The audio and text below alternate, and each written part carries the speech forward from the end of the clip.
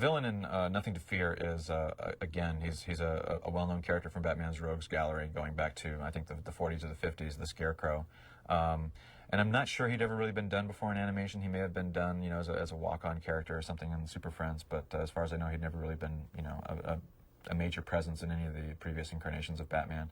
And so again, we felt, a guy whose motif is, a scarecrow, and he's literally all about, scaring people. I mean, he's this psychologist who's gone off the deep end and who literally is studying the effects of fear on people, but to the point where it's, way beyond, any kind of acceptable measure of human restraint, and, goes over the edge and becomes a supervillain.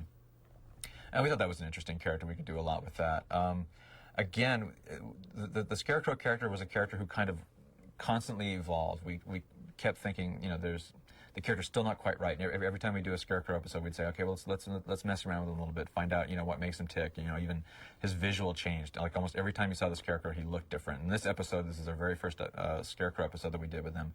He looks very much like he does in the comics. He's got, like this bag over his head with a jack-o'-lantern type face and the wacky straw hat and everything. But he just didn't look scary enough. For a guy who's supposed to be the Scarecrow, we felt he should be really, really scary. And the interesting thing is the initial character designs that one of our artists, Mike Kim, had designed, he was not just a Scarecrow, but his body was all kind of twisted and kicked. And it gave him kind of a loose, real Scarecrow type appearance. Unfortunately, when the episode was animated, the animators didn't really follow that, so he kind of just moves like a regular human being, even though he's really, really skinny. And so we felt, okay, well, that didn't really work. So the next time we went back to the Scarecrow, we changed his appearance again. We kind of made his face a little bit scarier. We put eyes inside his eye sockets to kind of give him a creepy stare. We gave him long hair. Still didn't work.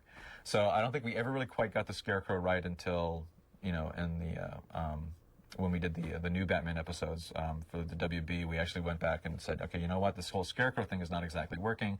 Let's completely, rethink the character. And we came up with a really, really frightening look for him and an even more out there kind of origin story for him. This new look that we came up with for him was so extreme and so creepy that we felt, okay, you know what, this is so good that we don't ever want to see this guy out of costume ever again, because we don't want to ever, maybe this guy is literally a ghost or something. We wanted to keep him more mysterious.